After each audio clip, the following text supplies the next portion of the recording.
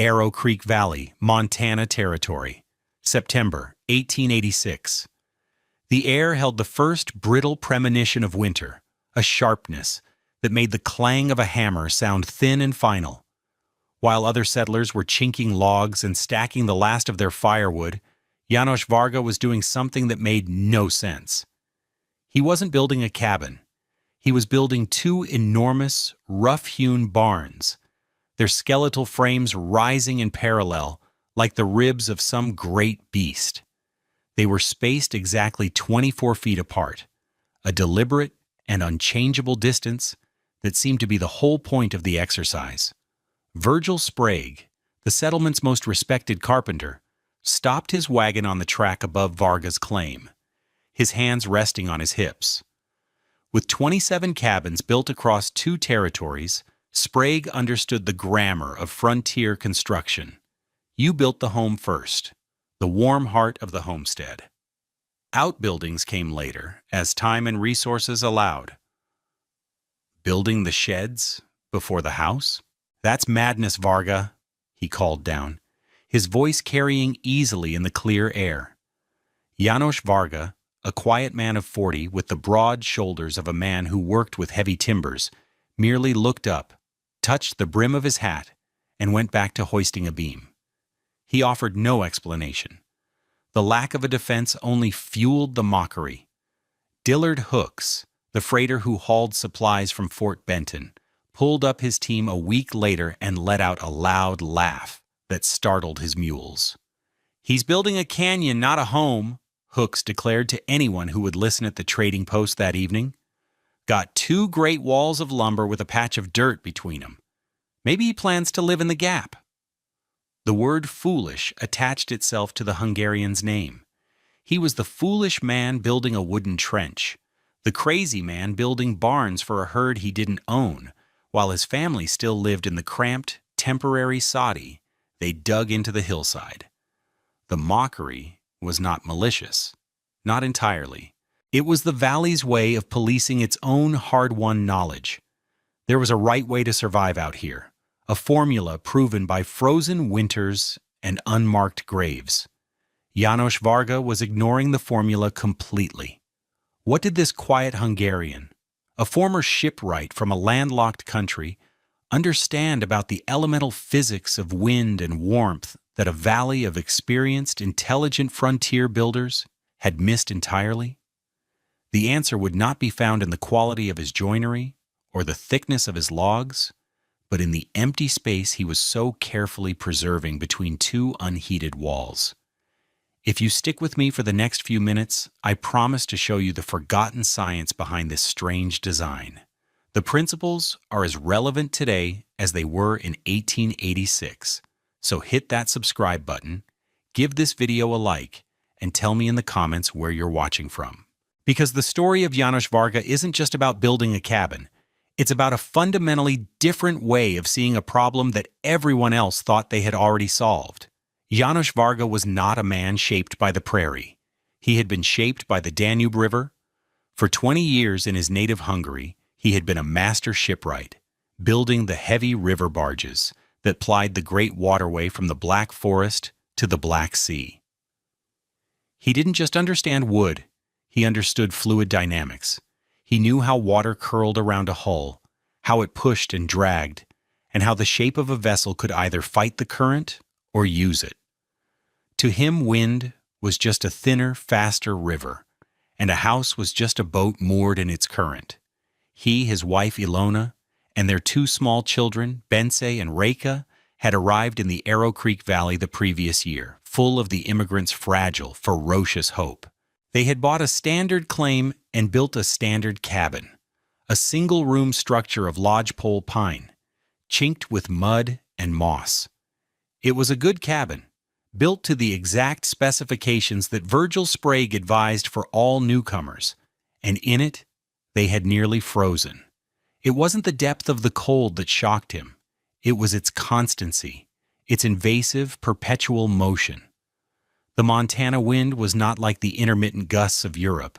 It was a physical presence, a constant pressure against the western wall of the cabin. It never stopped. It forced its way through microscopic cracks he didn't know existed. It stole the heat from the logs themselves. He would stoke the iron stove until it glowed cherry red, yet 3 feet away the air would be icy. Ilona was constantly stuffing rags into the window frames, but the drafts seemed to come from the walls themselves. One morning, they woke to find a delicate lacework of frost feathering the inside of the logs on the west-facing wall. That was the moment János understood. He was not fighting the cold. He was fighting the movement of the cold. The enemy wasn't the temperature. It was the wind. The fundamental failure of conventional frontier construction in that valley was not a failure of material, but a failure of placement. The cabins were built stout, with logs a foot thick and dovetailed corners that Virgil Sprague himself would inspect with a proud, critical eye. They were monuments to durability, designed to resist the crushing weight of snow and the rot of the spring melt. But they were built as solitary islands in a sea of moving air. The problem, in technical terms, was forced convection. On a still day, the heat from a cabin's wall would conduct through the logs, and then gently radiate into the surrounding air, creating a thin, stable boundary layer of warmer air that acted as an invisible cloak of insulation. The heat loss was slow, predictable, but the wind changed everything. The relentless westerly gale that swept down from the Rockies acted like a rasp, violently stripping that boundary layer away. The surface of the logs was instantly exposed to the full, brutal cold of the moving air. A log wall that might have an effective R value of 10 in still air performed as if it had an R value of 2 or 3 in a 30-mile-per-hour wind. The physics were unforgiving. A 0-degree day felt like 0 degrees to a wall in calm air. But a 0-degree day with a 30-mile-per-hour wind had the same cooling effect on a surface as minus 44-degree air. It was this wind chill factor that was killing them, forcing them to burn fuel at a terrifying, unsustainable rate. Virgil Sprague's own home, a model of the form, was a testament to the problem.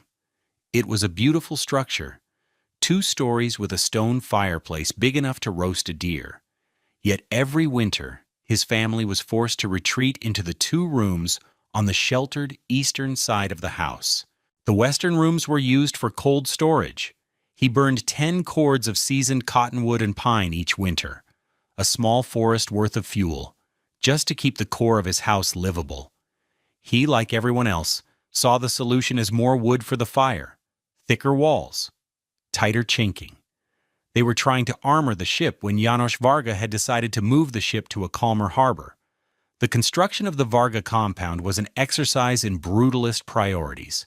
The 2 barns went up first, erected with a speed that startled the onlookers. They were not finely crafted. János used cheaper board and batten siding over a rough-sawn timber frame. The gaps in the siding were wide enough to see daylight through. They were not meant to be warm, they were meant to be large, solid obstacles. Each barn was 40 feet long, 18 feet wide, with a high-pitched roof that rose to a peak of 16 feet. They were oriented perfectly east to west, presenting their long, unbroken faces to the prevailing winds. Virgil Sprague made it a habit to stop by, unable to look away from what he considered a monumental folly. "You're wasting good lumber on livestock that could stand in a simple lean-to," he argued one afternoon, gesturing at the enormous western barn wall. "That's enough board to side 2 proper homes. And what about the sun? Your house will get no morning or evening light, Varga. It'll be a dark, damp hole in the ground." János, who was meticulously laying out the foundation for the cabin in the 24-foot gap, paused and looked up at the sun, then back at Sprague. He spoke with a quiet deliberation that was often mistaken for slowness. "The sun gives light," he said, his Hungarian accent thickening the words. "It does not stop the wind. Light I can make with a lamp. Stillness I must build." Sprague just shook his head and drove off. Once the barn shells were complete, János began the house. It was nestled precisely in the space between them. The cabin itself was modest, only 18 feet wide and 30 feet long. This left a 3-foot wide gap on the north and south sides, between the cabin walls and the inner walls of the barns. He used the finest, straightest logs for the cabin, stripping them by hand, and taking his time with the corner notches. He was building the warm, tight core. Then came the final, crucial step. He extended the cabin's roof line outwards, across the 3-foot gaps, and attached it directly to the walls of the 2 barns. This created a single, massive, unified structure. From the west or the east, the prevailing wind directions, you couldn't even see the house. All the wind saw was the sheer 16-foot-high wall of a barn. The 3-foot gaps became covered, sheltered breezeways, protecting the north and south walls of the cabin.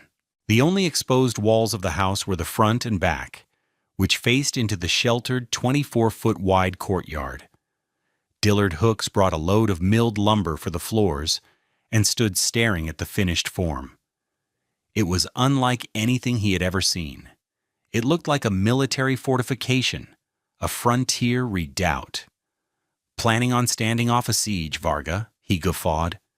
János Varga looked at the darkening autumn sky and the way the wind was already whipping the tall prairie grass. "Yes," he said without a trace of humor, "I am." The physics behind János Varga's design were both simple and profound. The 2 barns, which his neighbors dismissed as wasted lumber, were serving as a colossal aerodynamic buffer. In modern engineering, they would be called sacrificial windbreaks.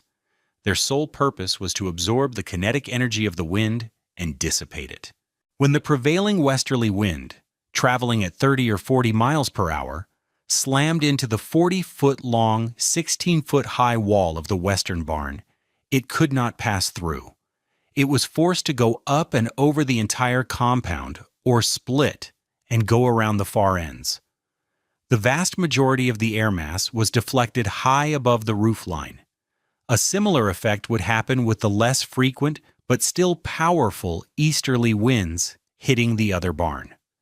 In the 24-foot wide space between the 2 barns, the courtyard where the cabin itself sat, the air was rendered comparatively still.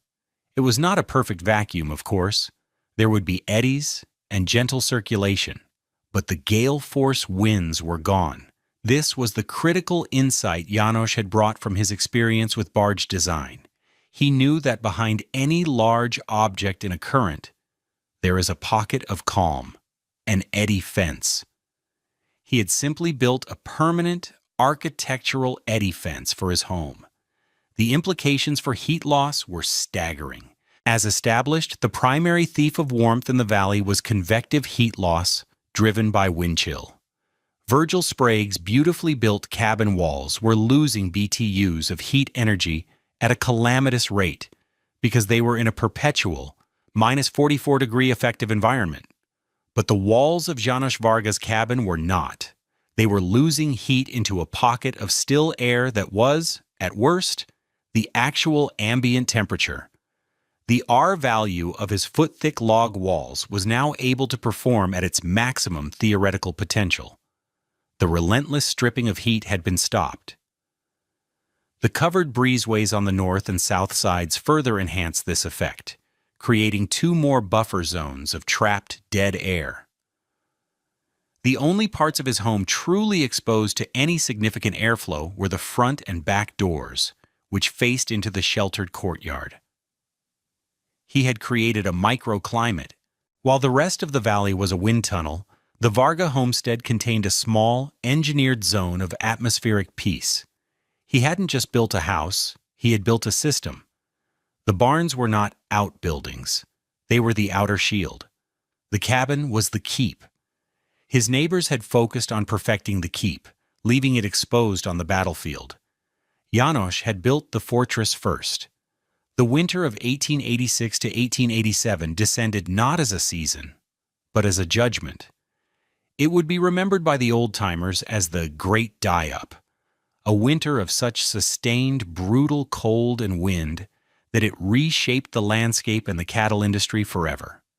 For weeks on end, the temperature never rose above zero. It frequently plunged to -20 and -30 degrees Fahrenheit. But the temperature was only half the story. The wind was the true killer, a ceaseless, scouring gale from the west and north that drove snow into drifts as hard as stone and found its way into the most secure homes. In Virgil Sprague's home, the battle for warmth was a losing one. He kept his great stone fireplace roaring, feeding it a steady diet of the driest wood he owned. The heat, however, seemed to radiate only a few feet before being swallowed by the cold. His wife and children lived in a small circle of chairs around the hearth, wrapped in blankets. The west wall of their main room was a sheet of interior frost. A bucket of water placed 10 feet from it developed a skin of ice overnight.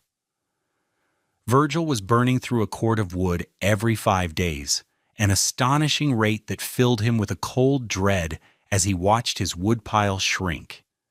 Dillard Hooks, the freighter, lost 3 of his best mules, found frozen solid in their lean-to. He was forced to bring the rest of his team into his main barn, their breath steaming in the frigid air, just to keep them alive. Flora Biddle, the settlement midwife and a woman whose practical wisdom was second only to Sprague's, grew increasingly worried. She visited 2 homes with newborns and found the cabins perilously drafty. The babies were bundled so tightly they could barely move, yet their skin was still cold to the touch. The air was a thief, stealing warmth from the smallest bodies first. She told her husband that the wind felt like a physical weight, pressing the life out of the valley. Meanwhile, inside the Varga compound, the world was entirely different. The sound of the winter was the first clue. The apocalyptic roar of the wind that tormented the other settlers was, in Janusz's cabin, a distant, muffled hum. The high-pitched shriek of air forcing its way through tiny cracks was absent. There was only the quiet crackle of the small fire in the cast-iron stove. Ilona worked in her shirt sleeves, the warmth from her baking spreading evenly through the single large room. The air was still. A candle placed on the windowsill did not flicker. The children, Bense and Reka, were not confined to the hearth. They played on a bearskin rug in the middle of the floor, comfortable and safe. The interior walls were cool to the touch, but they were not icy. They were not bleeding heat. Janusz fed the stove with a calm, methodical rhythm. He used small, seasoned logs, keeping the fire low and steady. His woodpile, which everyone had declared dangerously small back in October, seemed to barely diminish. He was using less than half the wood of his neighbors, yet his family was demonstrably warmer. The wind hit the barn, spent its fury on the unheated sacrificial wood, and died. It never touched his home. Winter stopped being a siege and became simply weather. By mid-January, the valley was in a state of quiet crisis. The relentless cold had exhausted both spirits and woodpiles. Virgil Sprague, a man whose pride was as solid as the foundations he laid, faced a grim reality. His supply of dry, seasoned wood was gone. He was now burning green, unseasoned pine, which sizzled and smoked, producing more frustration than heat. His children were coughing from the smoke, and the cold in the cabin was becoming dangerous. His pride was a cold comfort. He thought of the quiet Hungarian and his ridiculous-looking fortress. He thought of the mockery, his own included. Finally, his responsibility as a father and husband overpowered his pride as a builder. He bundled himself in his heaviest coat and walked the quarter-mile to Varga's homestead. The walk was a physical battle. The wind tore at him, forcing its way through the wool of his coat and chilling him to the bone. Snow, as fine and sharp as sand, blasted his exposed cheeks. As he approached the strange compound, he saw the testament to its purpose. A massive snowdrift, 15 feet high, was piled against the western wall of the barn. But the courtyard area in front of the cabin door was almost bare, scoured clean by the complex eddies the structure created. He reached the narrow 3-foot-wide breezeway between the barn and the house and stepped into it. The effect was so instantaneous and so profound that he stopped dead, gasping. The world went silent. The physical pressure of the wind, the deafening roar, the biting force, it all vanished. It was as if he had stepped through a door into another season. The air was cold, yes, but it was utterly still. He could feel the warmth of his own body again, no longer being stripped away from him. Before he could knock, the cabin door opened. János Varga stood there, framed in the yellow lamplight. The wave of heat that washed over Sprague was not the scorching, dry blast of an overstoked stove. It was a deep, steady, humid warmth that felt alive. He stepped inside, pulling off his frozen mittens, and blinked in the comfortable glow. He saw Ilona at the table, mending a shirt. He saw the 2 children sleeping peacefully under a wool blanket in the corner. The air was calm, peaceful, and warm. It was an impossible island of summer in the middle of a polar hell. "Varga," Virgil said, his voice thick with emotion and disbelief. He could barely get the word out. "How?" János did not gloat. He did not say, "I told you so." He simply nodded toward the small stove, where a few logs were burning with a steady, orange glow. "The wind does not touch the house," he said. "The wind hits the wood, not the home." Virgil Sprague, the master builder, walked over to the cabin's west-facing interior wall, the wall that in his own home was a sheet of ice. He laid his bare palm against the logs. They were cool, but they were just logs.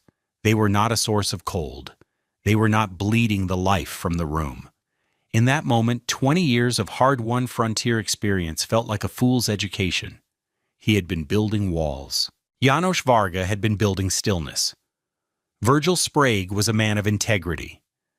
Having been the most knowledgeable and vocal critic of the Varga compound, he felt it was his duty to be its most vocal advocate. He did not just admit he was wrong. He set out to understand and explain why he was wrong. He spent hours with János, not just looking at the cabin, but feeling the air, observing the wind patterns, and listening to the quiet Hungarian's simple, physics-based explanations. He became a convert, and his conversion carried weight. "We've been fighting the wrong enemy," he'd tell the men gathered around the stove at the trading post. "We've been building thicker walls and bigger fires to fight the temperature. But the temperature is just a number. The real enemy is the wind. It's a thief that carries the heat away. We armor our walls, but we leave them standing in the middle of a hurricane." János, he put his walls in a quiet room. The practical, evidence-based testimony of the Valley's best builder changed everything. The mockery vanished, replaced by a deep and urgent curiosity. That spring, when the great melt finally came, a quiet revolution in building philosophy began. No one built a new cabin without first considering the wind. The Varga method, as it came to be known, spread quickly, adapted to each homesteader's situation. Few could afford to build 2 full-sized barns from scratch, but the principle was what mattered.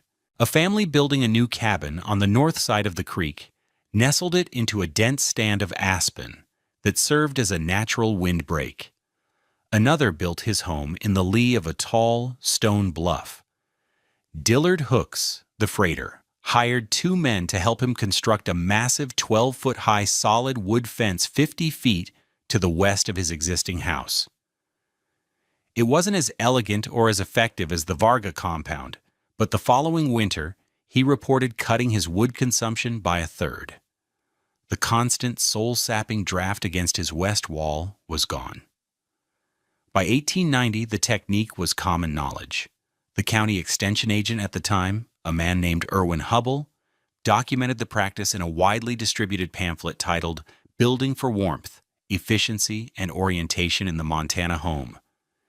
He cited the shelter building technique, noting that settlers using strategic wind-sheltered designs reported average fuel savings of 40 to 60%.